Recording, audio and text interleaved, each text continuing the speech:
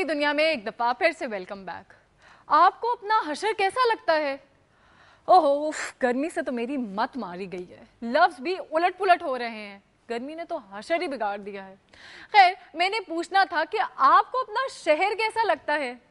یقیناً اچھا ہی لگتا ہوگا. ہر شخص کو اپنا شہر چاہے جیسا بھی ہو اچھا ہی لگتا ہے. اب دیکھتے ہیں ہمارے ساتھ کون ہے اور وہ ہمیں اپنے شہر کے بارے میں کیا بتا رہے ہیں. ہمارے ساتھ پتہ ہے کون ہے؟ ہمارے ساتھ ہیں ملک کے معروف میک اپ آرٹسٹ خاور ریاض. میک اپ کے حوالے سے تو وہ بہت کچھ بتاتے ہی رہتے ہیں. اب دیکھتے ہیں کہ اپنے شہر کے حوالے سے وہ ہمیں کیا بتا رہے ہیں.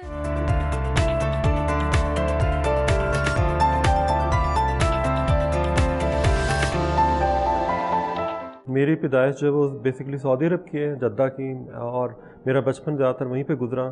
اب اگر مجھے کوئی کہے کہ وہاں جانا ہے تو میں کبھی بھی نہ جاؤں کہ مجھے وہ لائف بہت ڈرائی لگتی ہے.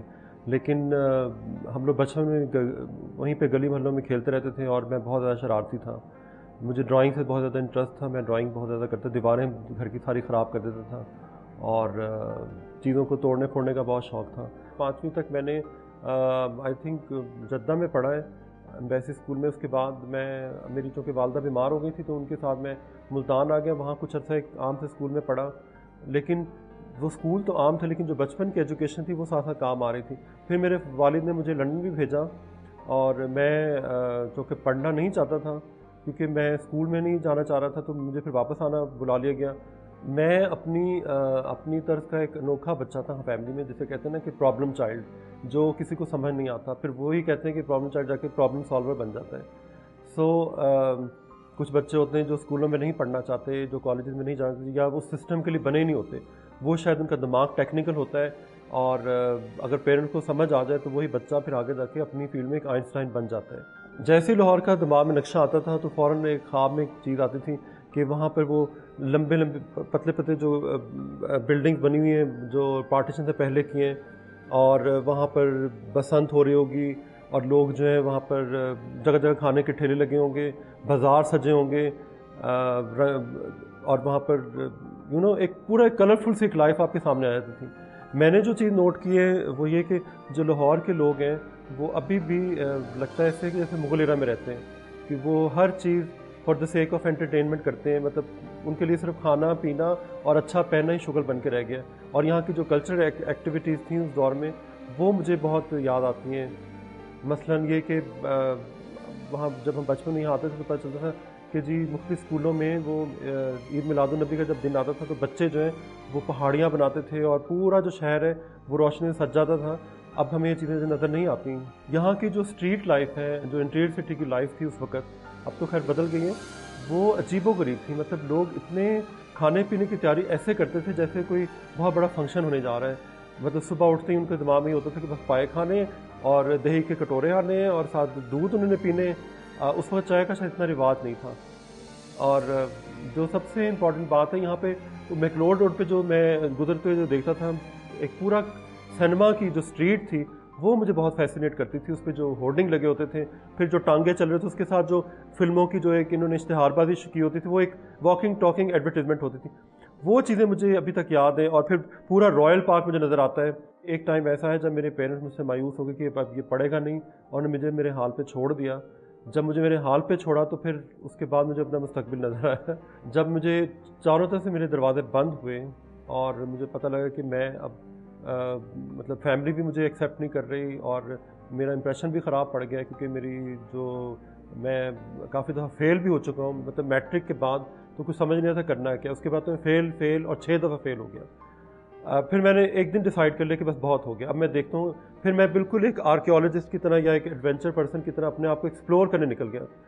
اور مجھے یاد ہے کہ میں نے سب سے پہلے اپنے بچپن کو کریٹ نہیں کہ میرے ساتھ کہاں گڑبڑ ہوئی تھی. میں نے چھوٹی کلاس کے بچوں کو پڑھانا شروع کر دیا, یہ دیکھنے کے لیے کہ ان کو کہاں پرابلم ہوتی ہے. اسپیشلی ان بچوں کو پکڑا جو اپنی کلاس میں ہمیشہ کوئی فیل آنے یا بہت زیادہ پرابلمٹک ہیں. جب سائیکل پہ نکلنا سوچیں کہ جولائی کی گرمی ہوتی تھی اور میں نے اس تپتی دوپہروں میں وہاں سے آتا تھا گلبرگ. کئی دفعہ سائیکل پنکچر ہو جاتی تھی اور میرے پاس پیسے نہیں ہوتے تھے تو میں اس طرح ہی پیدل چل رہا ہوتا تھا. مطلب میں نے تو کئی دفعہ اقبال ٹاؤن سے گلبرگ تک کا راستہ پیدل بھی کاٹا صرف اس چکر میں کہ راستے میں لوگوں کو آبزرو کرتے، کیونکہ میں آبزرونٹ تھا، میں لوگوں کے چہروں کو دیکھ رہا ہوتا تھا، مجھے بیوٹی سے پیار تھا. اس وقت مجھے پھر گرمی کی ہوش نہیں رہتی تھی. پھر اس نہر سے میں نے گزرنا، وہاں بچوں کو نہاتے ہوئے دیکھنا، اور میں دیکھنا کس طرح لوگ وہاں تربوز پھینک کے اور اس کو کاٹ کے انجوائے کر رہے ہیں. تو وہ بھی ایک ہلا گلا جو مجھے انسپائر کرتا تھا. جو گلبرگ کا ایریا تھا، جب میں ایم عالم روڈ سائڈ سے گزرتا تھا یا گلبرگ سے، تو میں سوچتا تھا کہ کوئی ایسا دن بھی ہوگا جب میرا بھی یہاں پہ گھر ہوگا. ایک چیز کو میں فیسینیٹ کرتا تھا. مجھے اتنا پتہ ہے کہ خدا مجھ پہ مہربان ہے، اور میری نیت صاف تھی کہ تو میرے آنسو بھی نکل آتے تھے جب میری جیب میں کچھ نہیں ہوتا تھا. تو بیچ میں پھر یہ ہوا کہ لیکن یہ ضرور ہے کہ جب بھی میں نے کوئی چیز کے بارے میں سوچا کہ یہ مجھے ملنی چاہیے، تو تھوڑے عرصے بعد وہ خود بخود وہ چیز میرے سامنے آ کھڑی ہو جاتی تھی. اور میں حیران ہوتا تھا کہ اس کا مطلب خدا جو محبت کرتا ہے انسانوں سے، اگر آپ ایک دفعہ نیت سے سوچ لیں کہ اللہ میں مجھے یہ چاہیے، ہوکا نہ کریں. اگر آپ چیزوں کے پیچھے بھاگیں گے تو وہ چیزیں آپ سے دور ہو جائیں گی. آپ اپنے آپ کو مضبوط بناتے جائیں، چیزیں خود بخود آپ کے پیچھے آئیں گی. تو میرا سب سے بڑا مسئلہ تھا کہ میں نے شکوے شکایتیں کرنی بند کر دیں، اور ایک ملنگ کی طرح ایک چپل پہنے گھر سے نکلا، جو آج میں نے پہنی ہوئی. اور میں نے اپنی اسٹرگل شروع کی، اور کرتے پھر میں گلبرگ والے ایریا میں آیا. وہاں پہ میں نے پڑھانا شروع کیا. وہیں سے میں نے فوٹوگرافی سٹارٹ کی. پھر مجھے کچھ پتہ چلا کہ یہاں کچھ میگزینز بھی ہیں، جو یہاں پہ فیشن میگزینز ہیں، ان کو دیکھنا شروع کیا. دوسرے فوٹوگرافر کا کام دیکھا جنہوں نے مجھے بہت فیسینیٹ کیا. ان کو آئیڈلائز کرتے میں یہاں تک آیا. اور پھر میں نے اس کے بعد میک اپ سٹارٹ کیا. میں لاہور سے اس لیے بھی پیار کرتا ہوں کیونکہ لاہور نے مجھے بنایا. میں نے اگر لاہور میں اپنا خون پسینہ بہایا تو لاہور نے اس کے بدلے مجھے 10 گنا دیا.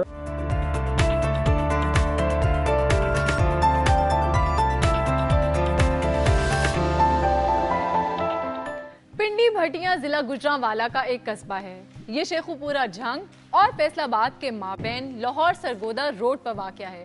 اس قصبے کو بادشاہ اکبر کے زمانے میں جلال بھٹی نے بسایا تھا.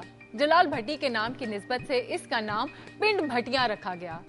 1802 میں اس جگہ پر راجہ رنجیت سنگھ نے قبضہ کر لیا. اس نے بھائی راجپوتوں کو، جن کا یہ علاقہ مضبوط گھر تھا، نکال باہر کیا. لیکن انگریز حکومت نے ان کی حکومت بحال کر دی کیونکہ انہوں نے سکھوں سے جنگ میں انگریزوں کا ساتھ دیا تھا. 1857 کی جنگ میں بھی بھٹیوں نے انگریزوں کی مدد کی تھی. اس زمانے میں یہ ایک خوشحال قصبہ بن گیا تھا. پنڈی بھٹیاں گھی، دھاگا، غلہ اور کابلی پھلوں کی منڈی بن گیا تھا. دریائے چناب سے ایک نہر نکالی گئی تو اس قصبے کی رونق مزید بڑھ گئی. اور اب تصویر، پروگرام کے شروع میں آپ کو جو تصویر دکھائی گئی تھی نا، وہ تصویر ہے گردوارہ پنجا صاحب کی، جو واقع ہے حسن ابدال میں. یہ سکھ مذہب کی ایک اہم عبادت گاہ ہے. ہر سال دنیا کے مختلف حصوں سے ہزاروں سکھ زائرین دنیا کے مختلف علاقوں سے پاکستان آتے ہیں، اور نہ صرف بیساکھی کے میلے میں شرکت کرتے ہیں بلکہ گردوارہ پنجا صاحب پر بھی حاضر ہو کر اپنی مذہبی رسومات بھی ادا کرتے ہیں.